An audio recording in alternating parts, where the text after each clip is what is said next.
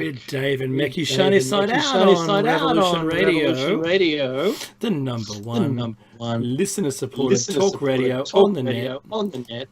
So subscribe or otherwise push anything you can to sort of follow us and jump into the archives and subscribe to those. There's also another support method that you can use, and that is by going to revolution.radio/donations.html, or just go to Revolution Radio, follow links.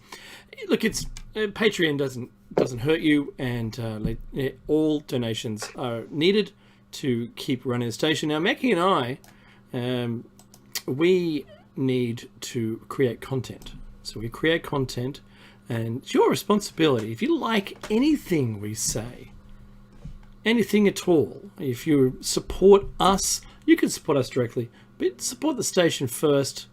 And if you're still willing to continue our support, like the video, subscribe, do the things that you would do normally on something that you liked. It's what we do these days. Don't just watch it from the bleachers and then move on. Have a chat about what we talk about with others. See how it compares with your impression of the world, and comment. Jump in the chat room. Mecky and I are in the chat room right now. This is show number 462. 260 and 400.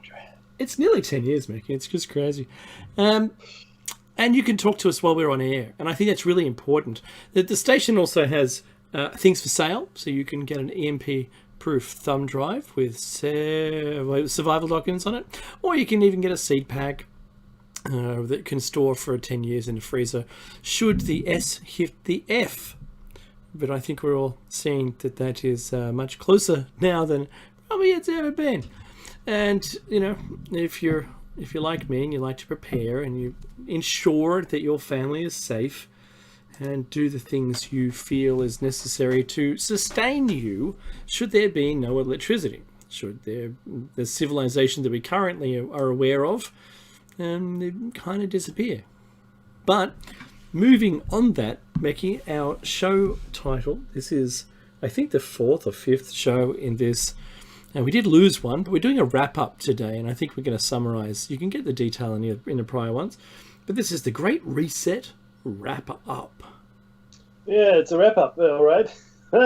Doesn't mean that it's over. It's over. Crisis is over, Dave. We've named it. We're done. Crisis is over. Oh, good. We can move it aside now. Get on to something else. There for a second. No, look, we did spend some time over the last few weeks discussing it, the Great Reset. It's just, again, another catchphrase of the establishment to seem It's the caring. best one yet. This one, though, I think might Build get some back legs. better. Yeah, give back better. When they say, you won't own anything, no one's going to own anything, and then that is being said by the people that own the most, I get a bit itchy. Right? That's, I think, to me, is the thing that I fear the most. All the things that I've worked for to have that I won't have. Well, I'll have them, but they won't be mine. Does it make sense? That's the thing. Yeah, and that's why our generation is not going to see that. These programs. Let's start at the beginning. Yeah. These programs have been running for thousands of years, maybe longer, right? And when I say programs, I'm talking about the plans to keep us where we are, completely, keep us subdued. It's not like people haven't seen this over the millennia. I keep talking about Plato. Right? Plato's a philosopher 2,000 odd years ago, great guy, etc., etc. He talked about this cave allegory. Yes. Where he said, there's this guy, and he's sitting in a cave, and he's looking at this wall, and there's all these shadows on the wall. And all these people are next to him. They're also chained down, so they can only look forward. And they facing towards the shadows. Yeah, and they think that's what life is. What they see play out on this wall, the shadow play, as it were, they think that's life. That's it. Now, this fellow, he managed to escape and gets to the surface and sees, oh, this is the real life. Holy moly. It reminded me a little bit, and I'm sure that John Carpenter took some inspiration from it, of They Live, where a man just a construction worker, regular Joe finds these glasses that let him see the real world, right? So it's a signal that's being broadcast across the world, which sort of overlays the reality, sort of like the Matrix, but not really. And he puts those glasses on and goes, oh my God, what's going on here? And he sees he sees it well for what it is, and he tries his darndest to get people to see it with him. It's not successful, but the point is, as soon as that person from the cave comes back to his fellow cave dwellers, as it were, his troglodytes, and tells them, hey, come, the real life is out there, come quickly, and they don't want to know about it. They beat him to death. They beat him to death because change is hard. We don't want to change. I mean, if we believe that it's out there, it's like the guy in the Matrix saying, I know this steak isn't real, but it's delicious, right? So I want you to put me back and I want to be a movie star. That's really what we're dealing with here to some extent. There's a lot of talk around that this reality isn't real, it's a simulation, etc., etc. It's real enough for us, right? The damage that you suffer in this matrix, what do you want to call it, is real. The damage that you sustain, right? The emotional trauma that you sustain, these are all real things. I think when you die, you don't die. You just reincarnated back into this box, right? And that's really the point here. And this though requires compliance. For this system to continue to exist, we need compliance. And Dave, for the longest time, compliance was easy. And you know why? Because people were peasants. People didn't have any power, right? They were ridden down by the landowners in their shiny armor, and that was okay. Only once in a while, up here and there, people would stick their neck out and try something better. But for the most part, compliance wasn't a problem. Compliance became a problem when there were more of us, and when we got these funny notions in our head that people should have rights and there should be individual accounting for happiness and things like that. Crazy talk, right? And that's a fairly recent development in the history. Because we moved on from narcissistic-less communes. Yes, that's what happened. Now, this is a really interesting development, and I do believe there are several forces at work here, right? This is really important to understand as well. There is not just one, and see, you can't really say good or evil, right? You can't. It's not a binary thing. Yeah, right. And what I'm saying this because sometimes, okay, this is probably right. The enemy of my enemy is my friend. That's what people say, right? That's of course complete nonsense, right? Because maybe the Nazis were fighting the Russians at some point. That's why the Allies became bedfellows with the Nazis, or then became bedfellows with the Soviets because they were fighting the Nazis, right? So we're living in a world of gray.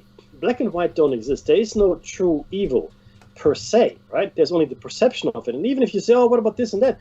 Depending on your cultural background, right? I'll give you a simple example to make my point. Suicide, right? Do you think that's bad or good, Dave? I'm truly sorry. I was distracted by my daughter. No. Just repeat the question. Suicide. Good thing or a bad thing? I had to say bad thing. Okay, that's and fair enough. That's your opinion and that's your cultural background. In fact, if you're a Christian, suicide is a sin. Go straight to hell for it. Boom, done. You feel no recourse. If you come from Japan, for instance, suicide is an absolutely acceptable form of self-control. To keep face, to keep of course. Family honor. Yes, that's true. What's also acceptable, murder, killing, honor killings. I mean, for me, it's horrendous. It's horrendous, right? And drink some sake, jump in front of the bullet train. It's all good. It's all good, but also see, then you have honor killings as well in the Middle East, for example. I'm not picking on the Middle East, but that's where it happens. Other places as well, where it's okay to kill a family member. Usually, it's a woman, because you feel that she has loose morals or she's tarnishing the family honor. So for these people, that's okay, right? It's for us though. We're thinking, that's completely insane.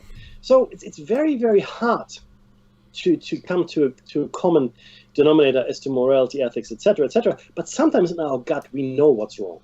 We know what's wrong, and we had to be educated differently to understand that what we thought was wrong is in fact not wrong, right? So I think people have to be educated and indoctrinated to accept that suicide is a good thing, to accept that honor killings are a good thing, to accept that abusing children is a good thing, because there are cultures out there that do it as well. Make no mistake, right? And there are people within our cultures that do this on a systemic level. We know this. Hollywood is rife with this thing, and the people come out all the time. Whistleblowers, it's just insane how many people come out and say it.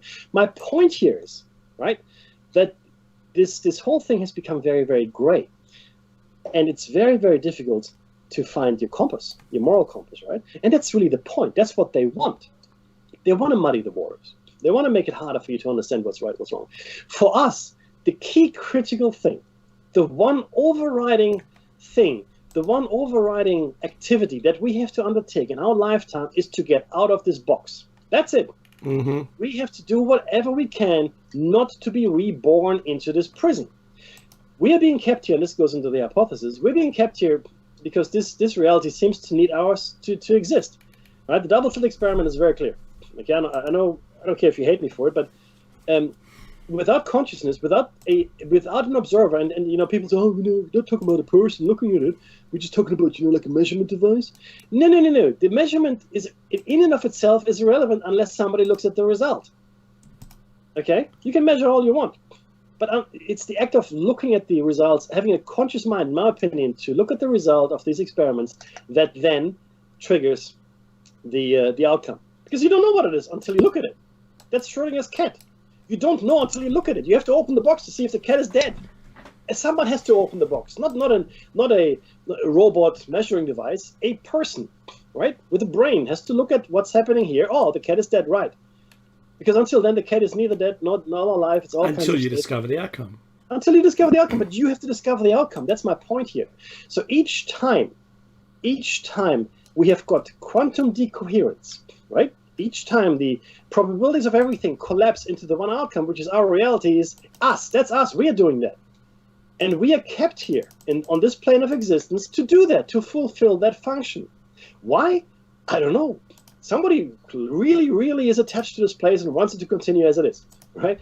But in order to do that as well, we have to indoctrinate the young from a very early age. And that brings me back to compliance, Dave. I know it's a long circle, but the point is this. A population which is uneducated and compliant with everything that you do, that doesn't have time to think about spiritual things. I mean, for literally 1,500 years, the people in church had no idea what the priest was saying. He was talking in Latin. Mm-hmm. Right? No idea what you're saying. I don't know. Then Martin Luther decides, this is not really good. I'm going to translate the Bible into German. And then King James did his thing, and et cetera, et cetera. So, but the point here is, for the longest time, people had no idea.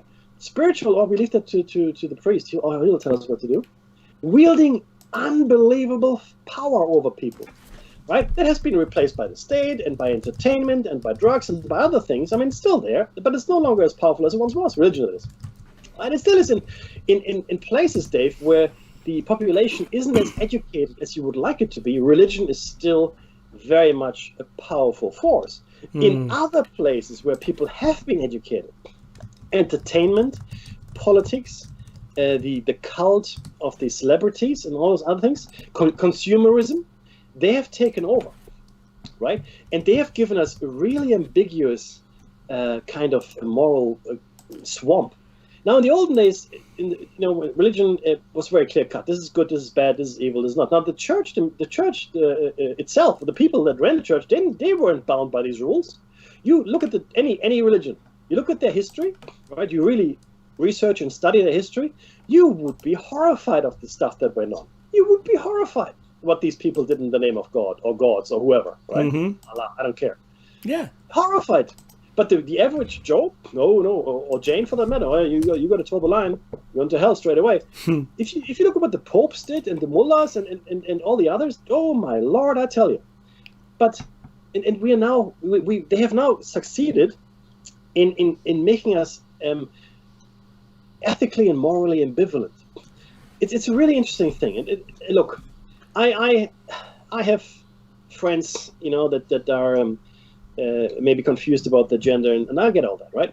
Now that's okay, right? But it's not the norm. Most of us know if we're a boy or a girl, right? And that's okay. I do believe that sometimes the soul transfer in the reincarnation process goes wrong, and souls are transferred into incorrect bodies. That's what I believe, right? Or you just don't get a full delete from last time. Yeah, correct. And we should help people like that. We shouldn't have them re-educate and like there were these therapy sessions that people undertook to make gay people straight. Right? I mean, success, that is. Oh, geez, that was just. I mean, again, horrendous. I mean, you are who you are, right? That's right. By the same token, 𝐫𝐞𝐯𝐶. if you're born a boy or a girl, that's what you are. And if you've got any confusion, then we should help you through that. But it's gotten the other way now, where in schools or in educational institutions, etc., it's become the norm to be sexually confused, to have gender identity issues. It's not. For a lot of people, it isn't. Right? You don't have those issues. Yeah. Well, they are teaching that in years 6 and 7 now of primary school. Yeah. But that's being used to push other agendas. You see, let me put it this way: the Jews for the longest time were the target for all kinds of hatred in Europe. I mean, people hated the Jews a lot, right? And most Jews, they just want to get along, right? I mean, but are there Jews that did bad things? Absolutely, 100%, just like anybody else. But for the longest time, the Jews were blamed for everything, right? So they were then the poster children that the Nazis specifically used, leading up to World War II and during World War II to pretty much whatever they wanted, right? Always bearing in mind the communists were the first in the concentration camps. Now, this is the same thing here now. We're using people that have been marginalized by society, gay people in general, gender-confused people or trans people have always been marginalized. And there was even a criminal offense to do that, right? Yeah, that's right. But these people are now being used unfairly and completely incorrectly as pawns to push the agenda of pedophilia. That's true. Yeah, that's certainly urged by that group that wasn't named in the LGBT. It's like saying, "Oh, you're starving, you're stealing a loaf of bread. Oh, that means I can now go and knock over that bank. Thank you very much." Yeah. No, it's not the same thing. It's a completely different thing. It's I don't even know what to call it, right? I mean, but this is happening. It's happening, right? And it can happen because we have lost our moral compass. And I'm not saying that we all need to be going to church and praying and all that. Not at all. No. In fact, I'm probably more an existentialist, like Paul Sartre. We are responsible for our actions. We are responsible for everything we do. We have to look ourselves in the mirror, and live our lives. It's really critical that we understand it, but that's being taken away. It is being taken away, and it's being taken away. And the funny thing is this, Dave: all the indigenous peoples of the world that are really in touch with the earth and their spirituality, right? And they wouldn't even argue with what I'm saying here, because then yeah, Mackie, you're right. That's what's happening, right? They are being disenfranchised. There has been a deliberate attempt over the last few hundred years, specifically, to destroy them, but not destroy them physically, destroy them spiritually, right? And culturally. You look at all the indigenous people in the world, without exception. Yeah. They're all being destroyed spiritually and culturally. Okay? And this is where we are. This is what we're looking at. The children have to be gotten too young. You have to confuse them when they're young. Because once you confuse them, you can build them up. It's the military all over. You go into the military, you break someone down, then you build them back up the way you want. Yeah. It's like a house of Lego bricks. You just knock it down, you can build it any way you want. Yeah. And if you say something often enough, even if it's a lie, people will start believing it. It's just, Goebbels said this, right? He was the propaganda minister for Adolf Hitler, and he's right. He's 100% correct. He's the father of modern advertising. Okay, that's absolutely true. And that's the society we've built for ourselves. We are so caught up in the West, in the more affluent parts of society, in consumerism. I'm blown away every day by the fallout that I witness everywhere. Right? The way children are allowed to use devices, and when they're like 3, 4, 5 years old, unmonitored. Children don't have a filter of what's an acceptable length of time to use it. Take one away. Watch any parent take away a device from a child and see what happens. Yeah. Good luck with that. Tanking time. Here it comes. 3, 2, 1. If you have to live through it, though. I mean, if you have done this and you take a child, be strict. Keep it away from the child, right? Because the tantrums will end. It's like any addiction. Heroin. You take someone off heroin, that's not a pretty thing, right? It might not hold, but they'll get better, right? It also depends on whether or not they want to get better, right? But Dave, so compliance again, right? So we are creating. Oh boy! Someone is creating a society of compliant citizens. Mm-hmm. David Icke said it beautifully, right? A problem, reaction, solution. Yes. Oh, there's a problem. We need help. Oh, there it is. Patriot 1 and 2, right? Homeland Office. Advertising, every time you watch a commercial for a product that they're trying to sell you, it isn't just because it is the best. They create the problem, pause, and then sell you the solution. In that pause, you're able to evaluate. That's so true, yeah. Oh, I need the thing that I know they're going to give me. It can't be as bad as they say. Here's the solution. Woo! Yeah, my wallet's in the car, right? And this is the tragedy, Mackie, of social media being able to control us on a personal level. Correct. We're seeing the same thing. Mackie and I have been talking about this for years. And who said this? Look, I can't remember who said this, but someone said this really interestingly. If I control guns, I control nations. Or if I control arms, right?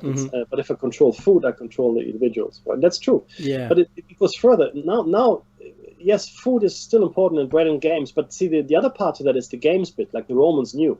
I have to feed my people, but I also have to entertain them. And that's what's happening as well. I'm entertaining my people away from the real issues in life, right? But people are waking up. Because they're distractions. They're complete distractions. Yeah. But see, Black Lives Matter was a successful movement because people just had enough. And this is one of the instances where this kind of social media, entertainment, all-pervasive camera thing really backfired for the elite.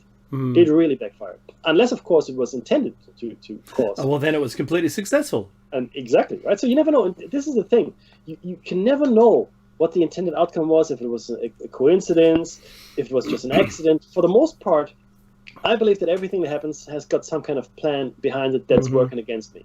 That's my position to life. Okay, someone is working against me somewhere. Not me specifically, but people like me, right? And that's what I believe. Could be the universe. Yeah. I completely get it. So I was running a scenario where the right operative was sent to the scene of the thing, and all of that happened in front of us. But to the outcome of breaking to the polarity, Mackie, of the timing of it during the virus, causing billions of dollars in damage. Yeah? It caused defunding police in certain areas. That's quite... I mean, if you think about it for a second... That's something. That's a good idea, is it? Maybe you hate the police, but ultimately, though, who's going to come and help you? Kids, yeah. I'm not voting for that. So, the problem is that what we witnessed as that distraction from polarity during the middle of an election strategy was it unified one group of people. It brought another group. So maybe the people who are more, peace, love, and mung beans decided that they're completely on board. All the people who had felt guilty for a lot of their life and were willing to admit it to themselves also joined in, and it became a bubble of what could have been the center. If there was a third party that no one knew about, because there was in every election state in the US, if there was a third party that stood in the middle between the two parties, they might have had a chance. If people knew about it, yes. If they knew.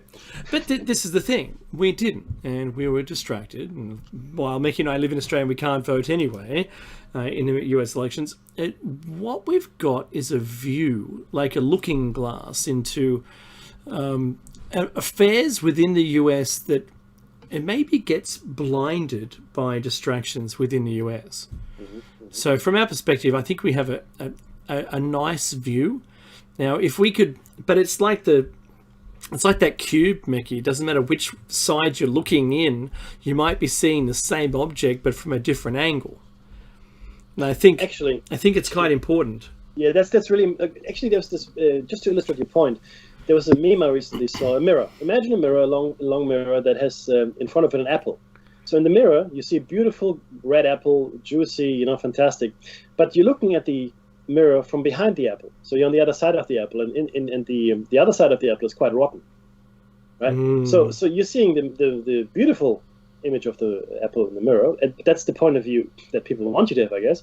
But in reality, this is quite a rotten apple. But you don't know this if you only ever see the mirror image. So if you only ever look at a thing from one point of view, you will never get the whole picture. Yeah.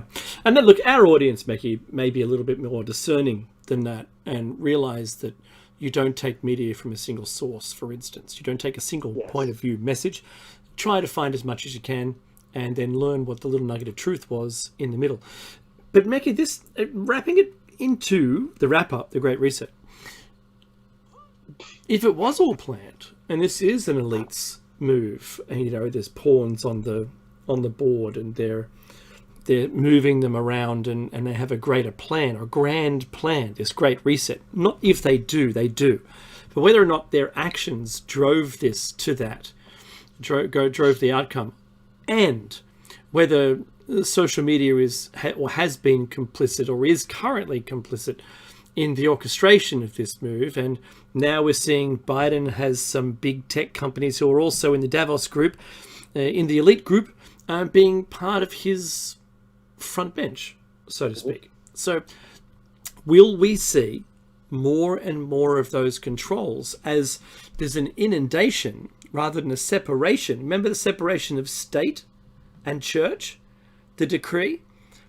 We should have a separation of, you know, social media and the state.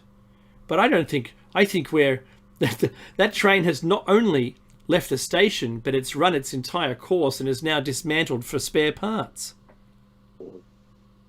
No one saw this part of that occurring. We all thought, yeah, Facebook's great, it's free, isn't it awesome, right? They're data mining us. They're selling our personalities. Did you know that I saw a news story today, Mekhi, that someone was at Microsoft, or someone had won the right to be able to reanimate us after we're dead? Specific people. No. So Facebook is now or has worked out a way to get in touch with your dead people. Essentially, they from messages, profiles, etc. From their Facebook profile, they've created of you, so like from a behavioral context. Yep.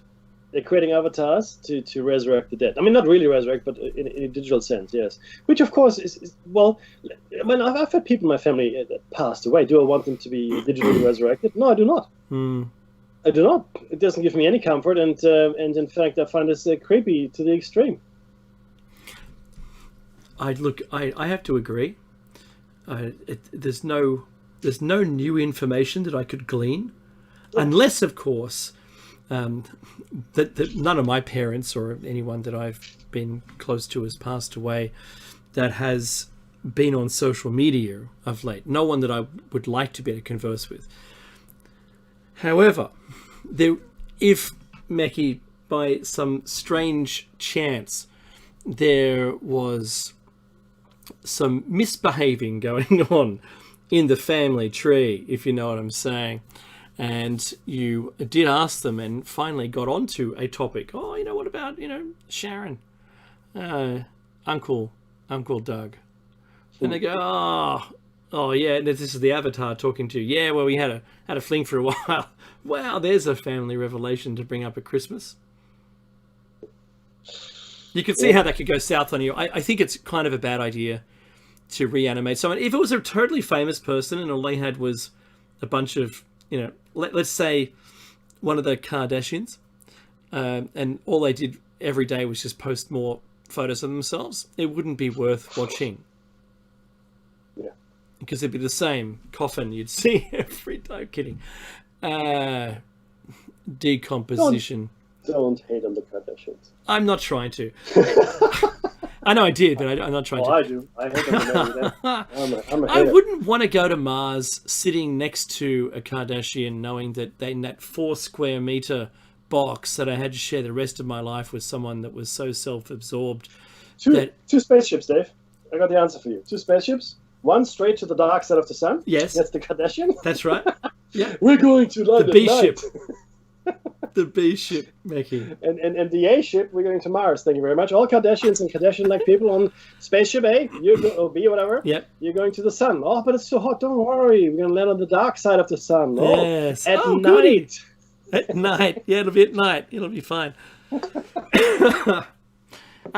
So look, the Great Reset that Mekhi and I have been talking about is the elite's plan, if you haven't already heard, to divest everyone of ownership of everything they have, you'll own nothing and you'll be happy, to probably swap your assets for a living wage, I suspect, at some point in the future, and to be able to maintain us alive so that they stay rich and are supported, because it'll be us or automated machinery of some kind, drones and robots and things, that will be allowing them to maintain their wealth and their division of wealth between them and us.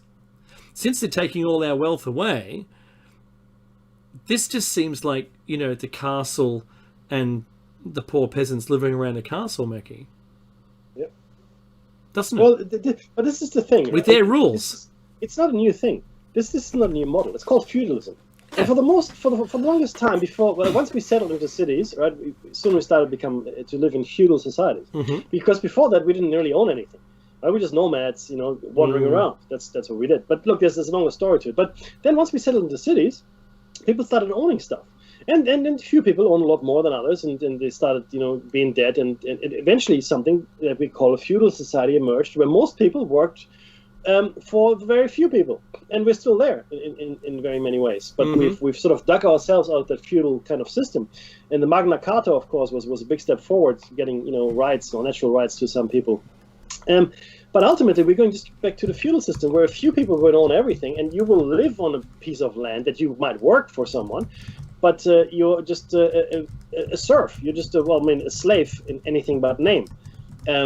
And good luck to you, right? We for the last 300-400 years, we've worked very, very hard to get out of the feudal system, right? Now, of course, the mismanagement that happened at the top layers is what is driving us to these things. It's not the people in general that cause these issues, and I need people to understand this as well when we talk about climate change and pollution, etc., etc., etc. Right? It is the consumerist society that has created this, and it is industry in this world that is the biggest polluter, not people, industry. And unless we change the profit direction, the profit motive at large, and really change it, take it away, do something else, become Star Trek, I don't know, whatever, right? But just taking away stuff from the regular folk and giving it all to the people that have everything anyway, that's not going to solve the problem at all. It's just going to make it worse. There isn't a resolution that once you're in that system, which we're in, there isn't a way of removing that system. Because there is. Except wait. The Star Trek thing, where it's not ownership any longer at all. I mean, at all. There isn't a division with ownership. And if it's only those people who have everything that are the only people who have anything at all, but then everything's worthless because you can basically just survive and there's no need or want for anything, well, they've got their perfect little puppet environment. And we won't see our way out of it. But you tell me, Mickey, what would be the way that we could defeat that or break out of it, break free? Well, the first thing is the most important thing always is information. You need to be informed. You need to understand history. You need to understand current affairs, the world you live in. You need to understand your rights. You need to understand what people can and cannot do to you, right? These are being informed is the single most important thing you can possibly do to you. Having good education, giving your children a good education, right? And independent thinking, being able to formulate your own opinions, not to inherit opinions. Because if you inherit opinions, you are by definition compliant. I'll give you an opinion. I can give you any opinion I want. There you go. Right? Look, in fact, I've shortcut this. It was some tear-offs. Yeah. And I hate to say this, but I talk to people all the time about religion, right? And I say, okay, no, that's cool. I'm very happy that you found religion. That's very good for you. Can you explain to me what it is that you believe? I'm this. Okay, so what does that mean? Oh, this. Okay, what about X, Y, and Z? And I hate to say, but I'm very well informed about these things, right? I'm studied up on my Yeah, stuff. he is. I don't get into a conversation unless I know what I'm talking about. And pity the fool that tries to argue. So I ask questions, very simple questions, and people come and say, "Oh, I'll get back to you," because people proclaim to me, "Oh, I'm this and I'm that." Okay, that means X, Y, and Z. Oh no, yes, it does, because you just told me that's what you are. Well, That's right. That's not what I believe. No, that's exactly what you believe. Okay. And Is and it? I've read, and look, I've read all the books and I understand all the arguments, right? And I've lived the life. I've been in these organizations, I like to call them. So this it really worries me. You're born a certain way. I'm just going to say, let's say you're born a Protestant or an Anglican, right? That's how you're born in an Anglican family. So that's what you are. You go to church on Sundays, listen to the reverend, whatever happens. You sing your songs, celebrate Christmas, etc., and that's who you are, right? You don't understand what it is that you're doing at all. You have no idea. You think if I go to church, then I go to heaven. I think Jesus is important as well, right? That's important. Christmas, we should definitely celebrate Christmas. And there's something like the sins. I shouldn't do any of the sins, right? And there's an Easter thing I've heard about. Yeah, and the commandments. I think I should follow those. But without any real deep understanding, right? And then I go a step further. If I do come across someone who knows what they're talking about, so do you know the original text, or as far as we understand, these are the original texts that actually that the book that you're reading on are based on? What do you mean? Well, look at this text over here. It's a cuneiform tablet. It's thousands of years old. And if you look at the story, it's actually very intriguing and quite detailed. And the story that is in your book looks like the children's version of that story. That's right. Wouldn't you agree? Oh, no, you see, it's the devil's work, Mickey. Oh, here we go. But that's fine, right? I mean, but that for me, that means the conversation is over. But the key thing, Dave, to your question, the key thing is to be informed, and then also have a conviction. Have a conviction. What are you willing to take? What are you willing to just absorb as punishment? What are you willing to give up, right? Just to be in peace. At what point do you think your line is going to be crossed, where you would stand up and be counted and go, no, this far and no further? Do you have a line in the sand? Do you know what that would be? Right? I mean, I'm a very placid kind of guy. It takes a lot to, in the street, I mean, when I was younger, it was different, but now that I'm older, it would take a lot to provoke me to a fight in the street. I tell you what, you touch my children, I'll take your head off, right? Immediately. I wouldn't even think about it. It's a complete automatic reaction. That's a completely parental thing to say. Yeah, absolutely. But it is. You right? protect your children with your life at all costs. At all costs. And for me, I found the thing I'm willing to die for. Right. There are other things I'm willing to die for, but those things are at the top of my list to die for. Right. I'm completely. I wouldn't even hesitate. Right. There would be no thought process involved. But my point here is, all the things that are happening, and some of you might not have children. That's okay. But your friends, I'm sure, and people that you care about, all of the things that we're exposed to now. Your parents did. Yeah, they're not hypotheticals. We're not talking about things like in story time. This is not story time. The things we're talking about are real, right? You might disagree with our conclusions, and that's cool. The facts are the facts. You're more than welcome to do your own research and have a look around the world and say, ooh, that's a bit nasty. And there's things on air that I would never talk about. Correct. Like never. The things that I've heard about, things that I know about, but heard about mostly, certain activities, yes, which I would never, which we can't talk about. I would be dead the next day, I would imagine, right? And it's not going to happen. I'm not going to say anything, because there's nothing I can do to affect that change. Nothing I can do, right? Because it's just too ingrained and powerful. But the French Revolution was there. It happened, right? The American Revolution happened. And whatever the outcomes were or weren't can be debated.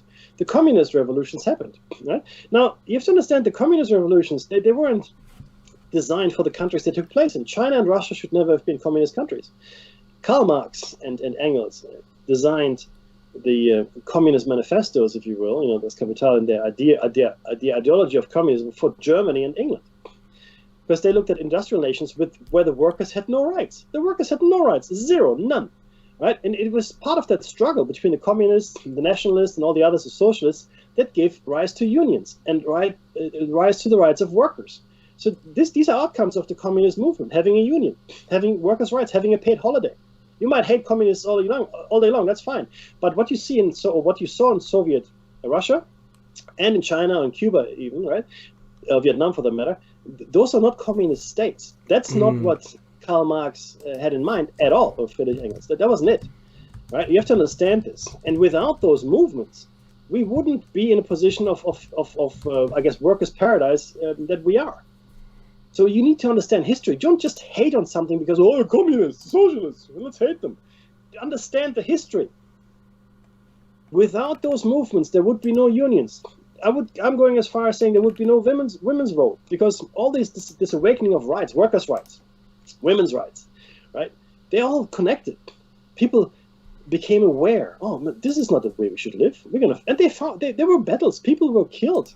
They were bleeding in this, right? So again, find your line. Be educated. Be informed. Don't be a yes person. Don't be Dave uses the term a lot, inherited opinion. I love that term.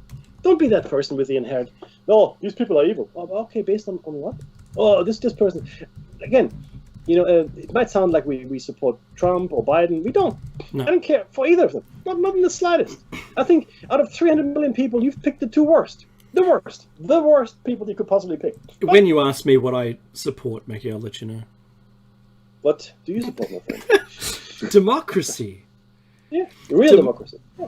An actual democracy, not the one that's faded into the distance so much we can't tell what it is or where it is. And free speech is a part of it. All the liberties that we used to have that are all going, we're waving bye-bye to those.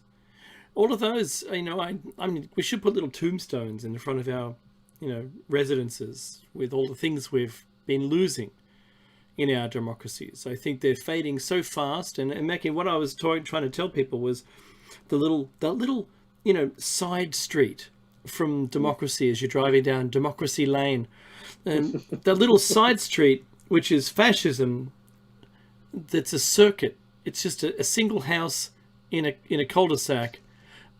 That's how short the street is to fascism from where we currently are. We're not miles away.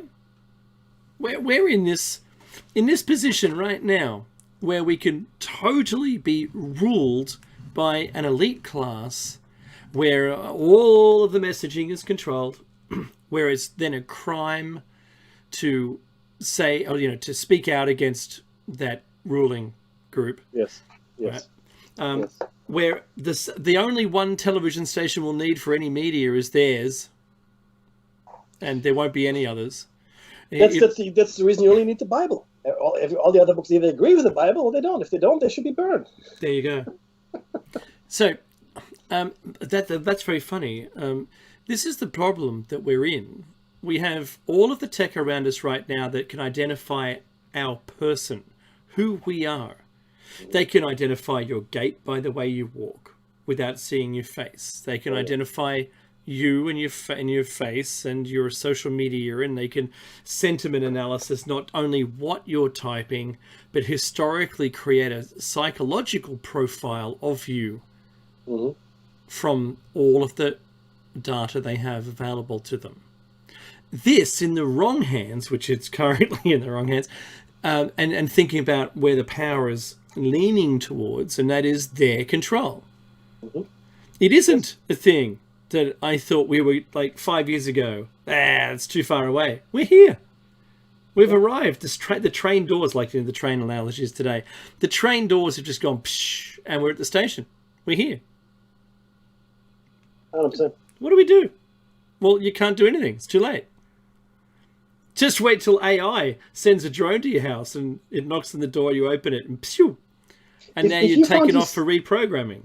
Yeah, if you found yourself in a cattle wagon on the way to Auschwitz, then your ticket was pretty much punched. Yeah. Right? That's it. But all the steps leading up to you making it into that cattle wagon. Yeah. That's at any point prior to actually setting foot inside the cattle wagon. Yeah. Okay. I'm going to Bovine University, Dave. Good on you, Ralphie. I know. Oh, I miss Ralphie. But this is serious stuff. This is life. Now, most people, oh, Mickey, I don't want to hear about it. Oh, just, you just make my head hurt.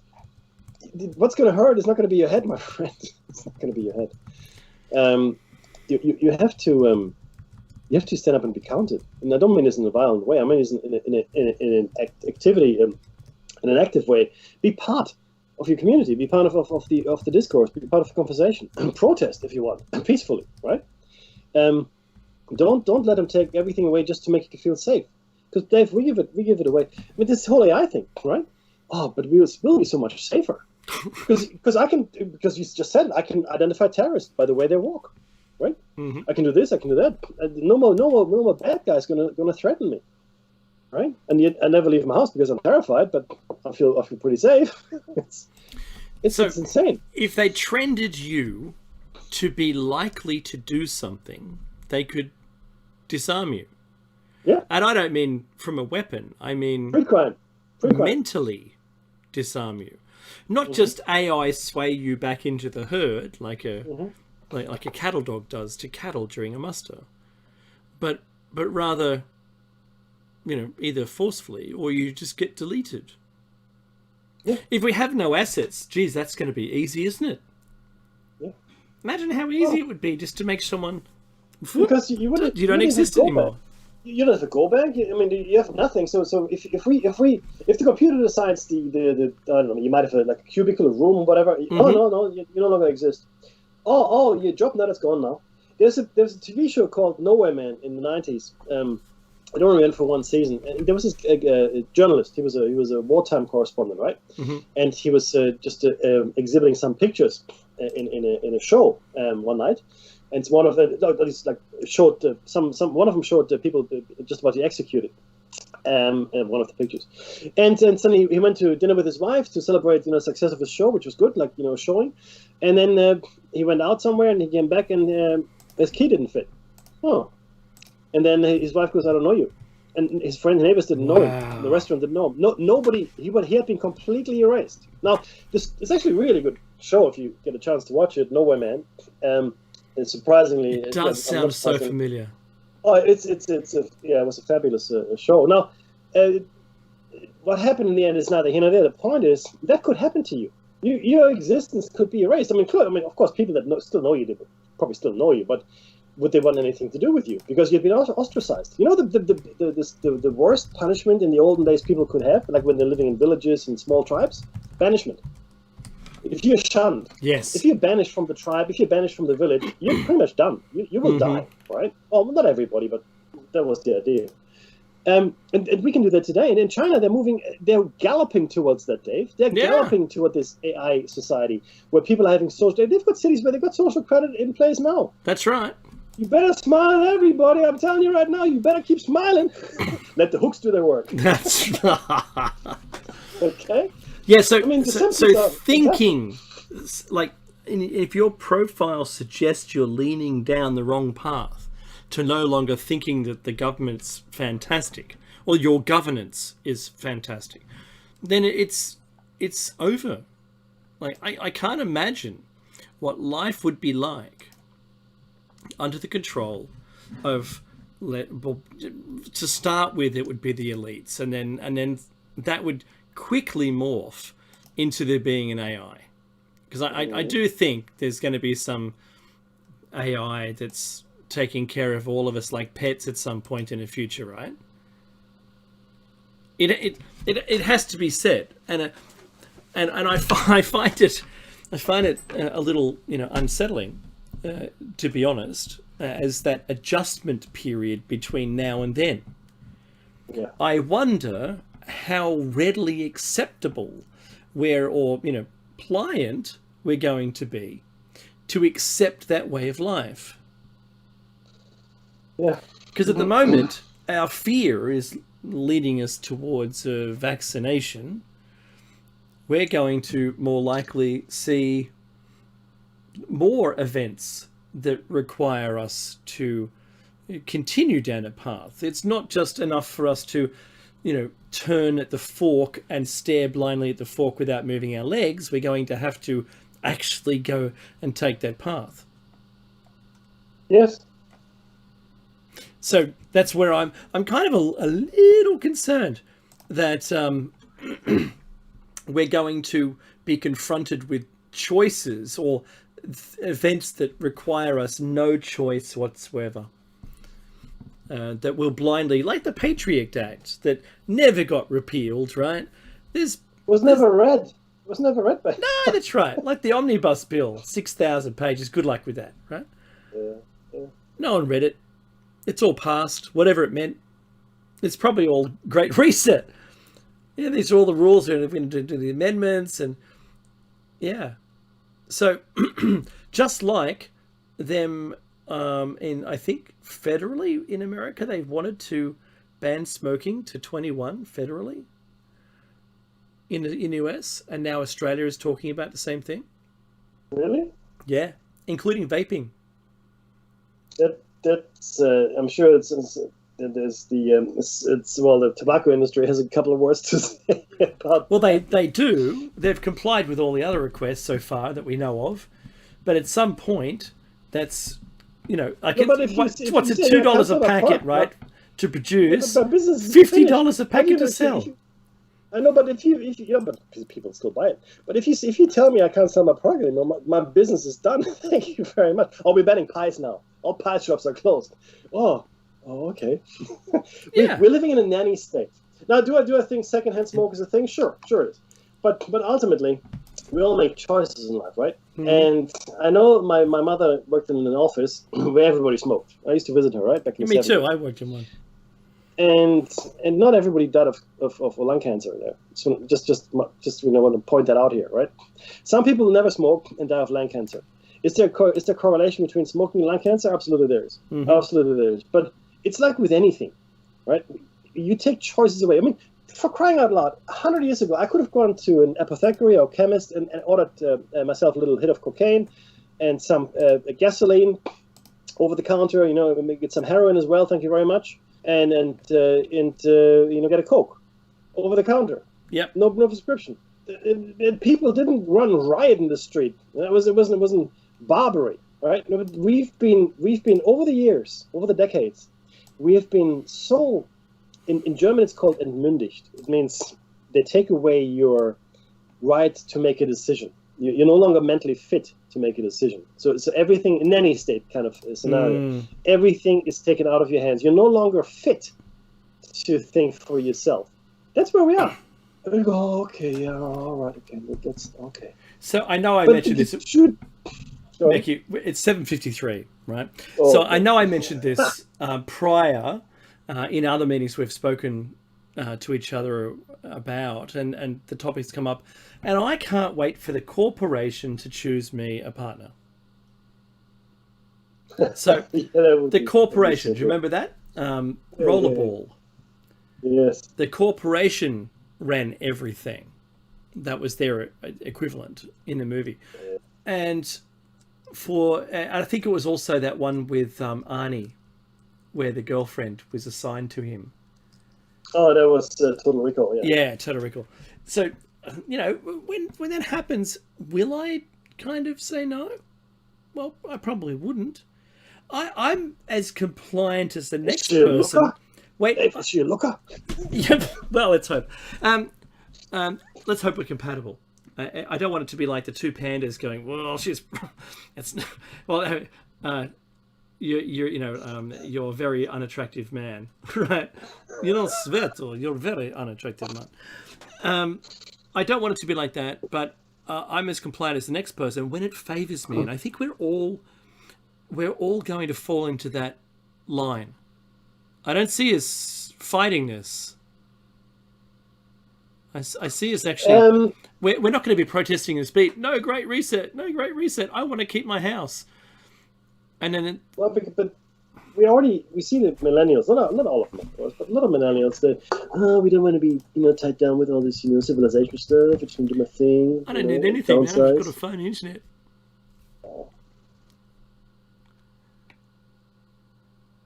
I've got my phone and I got my internet. That's all I need. What more do you need? That's it. You know what? But see, civilization. This is why I get really upset when I hear these things about these downsizers and people that just opt out. You can only opt out of something if it exists, and the only reason you can choose to opt out is because it does exist. If it stopped existing, you'd just be living, on your own, and good luck to you, because you have no skills, you have no survival skills at all. Society, civilization keep you propped up, okay? But that's where we're going, Dave. That's where we're educating our children to. Everybody's a winner. Everybody participated. Oh, you stood by the sideline. Here's your medal. There you go. Good for you. But I didn't watch from the sidelines. Doesn't matter. You participated. everyone, guess what? This was episode 462 of A Shiny Side Out with Dave and Mecky, and we'll catch you next week. Stay tuned for a Jer Bears After Hours show. It's always great, and we'll catch you next week. And, be discerning. Look at all the news outlets and come back to us. Take care.